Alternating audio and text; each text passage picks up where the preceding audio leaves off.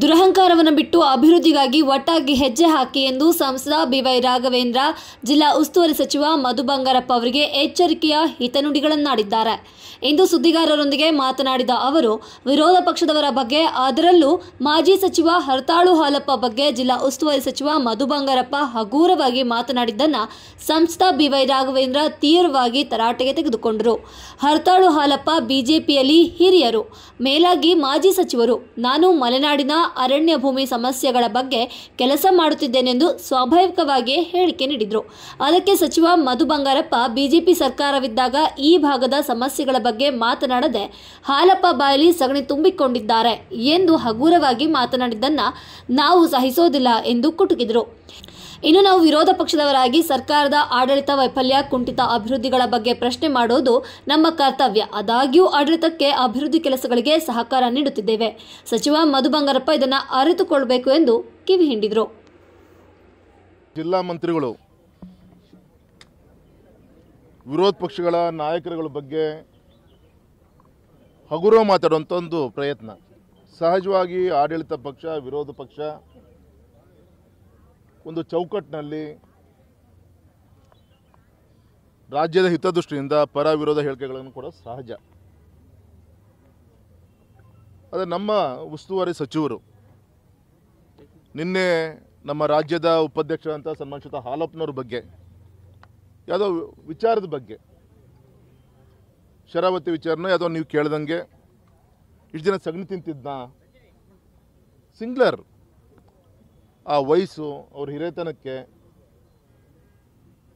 ಮತ್ತು ಪ್ರಶ್ನೆ ಏನು ನಮ್ಮ ಸಂಸತ್ ಸದಸ್ಯರು ಗಮನಿಸ್ತಾ ಇದ್ದಾರೆ ರಿಗಾರ್ಡಿಂಗ್ ಶರಾವತಿ ಅಂತ ಹೇಳಿರೋದು. ಅದಕ್ಕೆ ಪ್ರತಿಕ್ರಿಯೆ ಜಿಲ್ಲಾ ಮಂತ್ರಿಗಳನ್ನ ನಾವು ಯಾರನ್ನೇ ಅವಹೇಳನೆ ಮಾಡಿಲ್ಲ, ಆ ಸ್ಥಾನಕ್ಕೆ ಗೌರವ ಕೊಡ್ತಾ ಇದ್ದೀವಿ. ಆದರೆ ಇತ್ತೀಚೆಗೆ ಅವ್ರ ಬಾಯಲ್ಲಿ ಬರ್ತಿರುವಂಥ ಎಲ್ಲ ಟೀಕೆ ಟಿಪ್ಪಣಿಗಳು ಶರಾವತಿ ವಿಚಾರ ಇವ್ರು ಮಾತಾಡ್ತೀರಿ, ಇಷ್ಟು ವರ್ಷ ಏನು ಮಾಡಿದ್ರು ಅಂತ ನಾನು ಕೇಳ್ಬೋದಲ್ಲ ಅವರಿಗೆ. ನೀವೇನು ಮಾಡಿದ್ರಿ, ನಿಮ್ಮ ಹಿಂದಿದ್ದವರು ಏನು ಮಾಡಿದ್ರು, ಯಾಕಿದು ಡೆಲ್ಲಿ ಹೋಯಿತು, ಯಾಕೆ ಸುಪ್ರೀಂ ಕೋರ್ಟಿಗೆ ಹೋಯಿತು, ಹೋಗ್ಲಿಕ್ಕೆ ಕಾರಣ ಏನು, ಬೇಕಾದಷ್ಟು ವಿಚಾರಗಳು ನಮ್ಮ ಮುಂದೆ ಇದೆ. ನಿಮ್ಮ ಮುಖಕ್ಕೆ ಮಸಿ ಬಳಿಯೋಕ್ಕೆ VSL ಏನು ನಿಮ್ಮ ಪಾಪದ ಕೂಸಿದು, ಏನು ಇವತ್ತಿನ ಸಮಸ್ಯೆನ ಇದು? ಇವತ್ತು ಕೂಡ ರನ್ನಿಂಗ್ ಕಂಡೀಷನ್ ಇಟ್ಕೊಂಡಿರೋದು ನಮ್ಮ ಸಾಧನೆ. ವಿಶ್ವಾಸ ಇದೆ. ನಿನ್ನೆ ಆಂಧ್ರದ ಬಗ್ಗೆ ಅಲ್ಲಿಯ ಒಂದು VSL ಅಲ್ಲಿಯ ಐರನ್ ಸ್ಟೀಲ್ ಇಂಡಸ್ಟ್ರಿ ಬಗ್ಗೆ ತೀರ್ಮಾನ ಆಗಿದೆ. ಹಂತಂತ ಒಂದೊಂದು ತೀರ್ಮಾನ ಆಗುತ್ತೆ ಅಂತ ನಂಗೆ ವಿಶ್ವಾಸ ಇದೆ. ಭದ್ರಾವತಿ ಬಗ್ಗೆ ನಂಗೆ ವಿಶ್ವಾಸ ಇದೆ. ಆದರೆ ಇವ್ರಿಗೆ ಯಾವ ವಿಚಾರದಲ್ಲಿ ಮಾತಾಡುವಂಥ ನೈತಿಕತೆ ಇದೆ? ಇನ್ನು ನೀವೇ ತಾನೇ ಈ ರಾಜ್ಯವನ್ನು ಆಡಳಿತ ಮಾಡಿದಂಥವ್ರು, 60-70 ವರ್ಷ ಆಡಳಿತ ನಡೆಸಿದಂಥವ್ರು ನೀವು ಮಾಡಿದಂಥ ಪಾಪದ ಕೂಸು, ಯಾರು ಕೂಡ ತೊಳಿಲಿಕ್ಕೆ ಬರೋದಂಥ ತಪ್ಪುಗಳನ್ನು ಮಾಡಿ ಶರಾವತಿಲ ಬಡವರು ಕಣ್ಣೀರು ಹಾಕ್ತಿದ್ದಾರೆ. ಅದು ನಿಮ್ಮ ಶಾಪ. ಅದು VSL ಫ್ಯಾಕ್ಟ್ರಿ ಡಿಸ್ಇನ್ವೆಸ್ಟ್ಮೆಂಟ್ ಆಗಿರೋದು ಇವತ್ತಲ್ಲ ಆಗಿರೋದು. 10-20 ವರ್ಷಗಳಿಗೂ 2-3 ಸತಿ ಆಗಿ ಬಿಟ್ಟಿದ್ದಾರೆ. ಈಗ ಅದು ಜೀವ ಕೊಡುವಂಥ ಕೆಲಸ ನಾವು ಮಾಡ್ತಾ ಇದ್ವಿ. ಶರಾವತಿ ಬಗ್ಗೆ ಅಯ್ಯೋ ದೇವ್ರ ದಯೆಯಿಂದ ಮೊನ್ನೆ ಒಬ್ಬ ಮಂತ್ರಿ, ಒಬ್ಬ ಚುನಾಯಿತ ಪ್ರತಿನಿಧಿ, ನನ್ನ ಕರ್ತವ್ಯ, ನಾನು ಹೋಗಿ ಕಂಡ್ರೆ ಮಾತಾಡಿದ್ದೀನಿ. ನಿಮಗೇನು ಕಷ್ಟ? ಒಬ್ಬ ಅರಣ್ಯ ಸಚಿವರನ್ನು ಭೇಟಿ ಮಾಡಿ ನಮ್ಮ ಶಿವಮೊಗ್ಗ ಕ್ಷೇತ್ರದ ರಾಷ್ಟ್ರೀಯ ಹೆದ್ದಾರಿ ಇತರ ವಿಚಾರಗಳಿಗೆ ಸಂಬಂಧಪಟ್ಟಂತೆ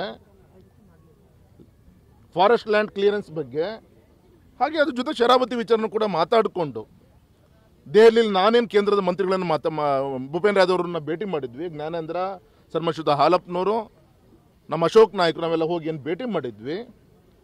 ಆ ವಿಚಾರಗಳನ್ನ ಗೌರವಂತ ಖಂಡ್ರೆಯವ್ರ ಸಾವಿರ ತಿಳಿಸಿ ಜನವರಿ 20ಕ್ಕೆ ಸುಪ್ರೀಂ ಕೋರ್ಟ್ ಟೈಮ್ ಕೊಟ್ಟಿತ್ತು, ಮತ್ತು ಇನ್ನೊಂದು ಡೇಟ್ ಕೊಟ್ಟಿದೆ. ಈಗ ಕೇಂದ್ರ ಮತ್ತು ರಾಜ್ಯ ಸರ್ಕಾರದ ಇಬ್ಬರೂ ಅಧಿಕಾರಿಗಳು ಒಳ್ಳೆ ರೀತಿಯಂಥ ಚರ್ಚೆಗಳಾಗಿದೆ, ಒಂದು ಪೂರಕವಾದಂಥ ಒಂದು ಒಳ್ಳೆ ಡಿಸ್ಕಷನ್ ಆಗಿದೆ ಅಂತ ಹೇಳಿ ಮೊನ್ನೆ ಅಡಿಕೆ ಬೆಳೆಗಾರ ಸಮಸ್ಯೆಯಲ್ಲಿ ಹೇಳಿದ್ರೆ ಅದಕ್ಕೂ ಕೂಡ ಪ್ರತಿಕ್ರಿಯೆ ಕೊಡೋದು ನನ್ನ ಕೆಲಸ. ಒಬ್ಬ ಚುನಾಯಿತ ಪ್ರತಿನಿಧಿಯಾಗಿ ನನ್ನ ಕರ್ತವ್ಯ ನಾನು ಮಾಡ್ತಾ ಇದ್ದೀನಿ. ಈ ಸಮಸ್ಯೆಗಳೇನೋ ಉಲ್ಬಣ ಆಗಿದೆ, ಉಳಿದಿದೆ ಅಂದರೆ ನಿಮ್ಮ ಪಾಪದ ಕೂಸುಗಳು ಇವೆಲ್ಲದೂ ಕೂಡ ನಾವು ಸರಿ ಮಾಡುವಂಥ ಪ್ರಯತ್ನವನ್ನು ಮಾಡ್ತಾ ಇದ್ದೀವಿ. ನಿನ್ನೆ ಫ್ರೀಡಮ್ ಪಾರ್ಕಿಗೆ 5 ಕೋಟಿಗೆ ನಾವು ಗುದ್ಲಿ ಪೂಜೆ ಮಾಡಿದ್ವಿ, ಸಂತೋಷ. ಹಿಂದೆ ನಿಮ್ಮ ರಾಘಣ್ಣ MP ಇದ್ದಾಗ ನಾನು, ಚನ್ನಬಸಪ್ಪನವರು, ನಮ್ಮ ಅವತ್ತಿನ ನಾಯಕರಂತ ಈಶ್ವರಪ್ಪನವರೆಲ್ಲ ಕೂತು PWD 5 crores ತರಿಸಿ ಇಲ್ಲಿ ವಾಕಿಂಗ್ ಟ್ರ್ಯಾಕ್ ಯಾವ ರೀತಿ ಆಗಬೇಕು ಏನೆಲ್ಲ ಹೋಮ್ವರ್ಕ್ ಮಾಡಿದ್ವಿ. ಸಂತೋಷ. ಸರ್ಕಾರ ಯಾರಪ್ಪ ಅಂತ ಆಸ್ತಿ ಏನಲ್ಲ ಅದು. ಆ ಸಂದರ್ಭದಲ್ಲಿ ಬದಲಾವಣೆಗಳು ಆಗ್ತಾ ಇರ್ತವೆ. ಆ ಒಂದು ಚೌಕಟ್ಟಿನಲ್ಲಿ ಗೌರವ ಕೆಲಸ ಮಾಡ್ಕೊಂಡು ಹೋಗ್ಬೇಕಾಗತ್ತೆ. ತೊಗೊಂಬನ್ನಿ, ಸಂತೋಷ. ಇವತ್ತು ನಾವು ಕೇಂದ್ರದಿಂದ ಸಾಕಷ್ಟು ಯೋಜನೆಗಳು ತಂದಿದ್ದೀವಿ. ಯಡಿಯೂರಪ್ಪನವ್ರು ಮುಖ್ಯಮಂತ್ರಿ ಇದ್ದಾಗ ಸಾಕಷ್ಟು ಯೋಜನೆಗಳನ್ನು ನಾವು ತಂದಿದ್ದೀವಿ. ನಿಮ್ಮ ಗ್ಯಾರಂಟಿ ಏನಿದೆ ಇಡೀ ರಾಜ್ಯಕ್ಕೆ ಗೌರವ ಮುಖ್ಯಮಂತ್ರಿ ಕೊಟ್ಟಂಥ ಯೋಜನೆ ತುಂಬ ಸಂತೋಷ.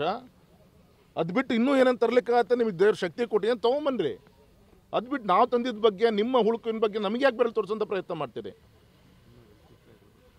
ಮೊನ್ನೆ ಸ್ಟೇಟ್ಮೆಂಟು ನಮ್ಮ ತಂದೆ ಶುರು ಮಾಡಿದಂಥ ಕುವೆಂಪು ಯೂನಿವರ್ಸಿಟಿ. ಯಾವ ಕುವೆಂಪು ಯೂನಿವರ್ಸಿಟಿ ಶುರುವಾಗಿದ್ದು? ಗೌರವಾನ್ವಿತ ರಾಮಕೃಷ್ಣ ಹೆಗಡೆಯವರು ರಾಜ್ಯದ ಮುಖ್ಯಮಂತ್ರಿಗಳಿದ್ದಾಗ ಶುರುವಾದಂಥ ಕುವೆಂಪು ಯೂನಿವರ್ಸಿಟಿ. ನಮ್ಮ ತಂದೆ ಶುರು ಮಾಡಿದಂಥ ಕುವೆಂಪು ಯೂನಿವರ್ಸಿಟಿಯಲ್ಲಿ ನಮ್ಮ ಕಾಗೋಡು ತಿಮ್ಮಪ್ಪನವ್ರಿಗೆ ನಾನು ಸನ್ಮಾನ ಡಾಕ್ಟರೇಟ್ ಸಿಗ್ತಿರೋ ಸಂತೋಷ ವಿಚಾರ. ಅಂದರೆ ಈ ರೀತಿ ಸುಳ್ಳಿನ ದೊಡ್ಡ ಕಂತೆಗಳನ್ನು ಹೇಳ್ಕೊತ ಇನ್ನೊಂದು ಕಡೆಗೆ ಒಬ್ಬ ಉಸ್ತುವಾರಿಯಾಗಿ ಅಹಂಕಾರದ ಮಾತುಗಳನ್ನು ಕಮ್ಮಿ ಮಾಡಿಕೊಂಡು ಕ್ಷೇತ್ರದ ಅಭಿವೃದ್ಧಿ ವಿಚಾರದಲ್ಲಿ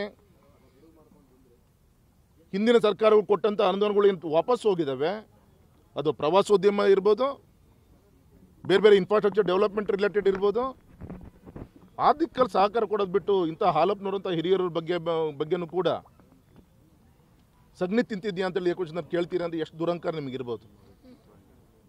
ಹಾಗೆ ಒಬ್ಬ ಶಿಕ್ಷಣ ಸಚಿವರಾಗಿ ನಮ್ಮ ಶಿವಮೊಗ್ಗ ಕ್ಷೇತ್ರ ಇವತ್ತು ಅನೇಕ ಸಾಹಿತಿಗಳಿಗೆ, ಒಳ್ಳೊಳ್ಳೆ ರಾಜಕಾರಣಿಗಳಿಗೆ, ಬಂಗಾರಪ್ಪನವ್ರಿಗೆ, ಯಡಿಯೂರಪ್ಪನವ್ರಿಗೆ, JH ಪಟೇಲ್ರಿಗೆ, ಗೋವಿಂದೇಗೌಡರು, ಒಂದು ಒಳ್ಳೆ ವ್ಯಕ್ತಿತ್ವರಂಥ ವ್ಯಕ್ತಿಗಳಿಗೆ ಇಲ್ಲಿ ಆಶೀರ್ವಾದನ ಮಾಡಿದ್ದಾರೆ. ಆಯಿತು, ಗೌರವಾನ್ವಿತ ಬಂಗಾರಪ್ಪನವ್ರು 30 ವರ್ಷ ಕೆಳ ಮುಖ್ಯಮಂತ್ರಿ ಆಗಿದ್ರು, ಸಾಕಷ್ಟು ಯೋಜನೆಗಳನ್ನು ಕೊಟ್ಟಿದ್ದಾರೆ, ಅದು ನಾವು ಯಾರು ಕೂಡ ಇಲ್ಲ ಅಂತಿಲ್ಲ. ಆದರೆ ಇವತ್ತು ನಿಮಗೆ ಆ ಒಂದು ಮಂತ್ರಿ ಸ್ಥಾನ ಅಲ್ಲಿ ಸಿಕ್ಕಿದೆ, ಅದನ್ನು ಉಪಯೋಗಿಸ್ಕೊಂಡು ನಮ್ಮ ಜಿಲ್ಲೆಗೆ ಏನು ಮಾಡಬೇಕು ಯೋಚನೆ ಮಾಡೋದು ಬಿಟ್ಟು ವಿರೋಧ ಪಕ್ಷ ನಮ್ಮ ಕರ್ತವ್ಯ. ಆನೆ ಹಾವಳಿ ರೈತರ ಮೇಲೆ, ತೋಟದ ಮೇಲೆ ನುಗ್ತಾ ಇದೆ, ಅದಕ್ಕೋಸ್ಕರ ಒಂದು ಪ್ರತಿಭಟನೆ ಮಾಡಿದ್ದಾರೆ ಫಾರೆಸ್ಟ್ ಡಿಪಾರ್ಟ್ಮೆಂಟ್ ಮುಂಭಾಗದಲ್ಲಿ. ವಿನಂತಿ ಮಾಡ್ಕೊಂಡಿದ್ದೀವಿ ಸರ್ಕಾರಕ್ಕೆ, ಒಂದು ವಿರೋಧ ಪಕ್ಷವನ್ನು ನಮ್ಮ ಕೆಲಸ ಮಾಡಿದ್ದೀವಿ. ವಿರೋಧ ಪಕ್ಷದ ಯಾವುದೇ ಕೆಲಸ ಕಾರ್ಯಗಳ ಬಗ್ಗೆನೂ ಕೂಡ ಟೀಕೆ ಟಿಪ್ಪಣಿಗಳನ್ನು ಮಾಡೋದು, ಅದು ಕೂಡ ಒಂದು ಲೈನ್ ದಾಟಿ ಹಗುರ ಮಾತಾಡೋಂಥದ್ದು. ಇನ್ನಾದರೂ ಕೂಡ ಈ ರೀತಿಯಂಥ ನಡವಳಿಕೆಗಳನ್ನ ಕಮ್ಮಿ ಮಾಡಿಕೊಂಡು ಎಲ್ಲರೂ ವಿಶ್ವಾಸ ತಗೊಂಡು, ಒಬ್ಬ ಗೌರವಾನ್ವಿತ ಚನ್ನಬಸಪ್ಪನವರು ನಮ್ಮ ಶಾಸಕರಿದ್ದಾರೆ ಇಲ್ಲಿ, ಬೇಕಂತ ಅವ್ರು ಫಿಕ್ಸ್ ಮಾಡಿದಂಥ ಡೇಟ್ಗಳನ್ನು ಮುಂದೆ ಹಾಕ್ಕೊಂಡು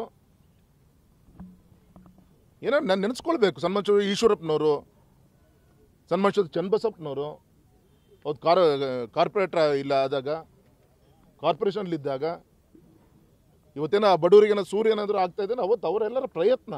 ನೀನೇನೋ ಒಂದು ಟ್ಯೂಬ್ಲೆಟ್ ಹಾಕಿಸಿ ಉದ್ಘಾಟನೆ ಮಾಡೋಕ್ಕೆ ನೀವು 2-3 ತಿಂಗಳು ಟೈಮ್ ತೊಗೊಂಡ್ರೆ.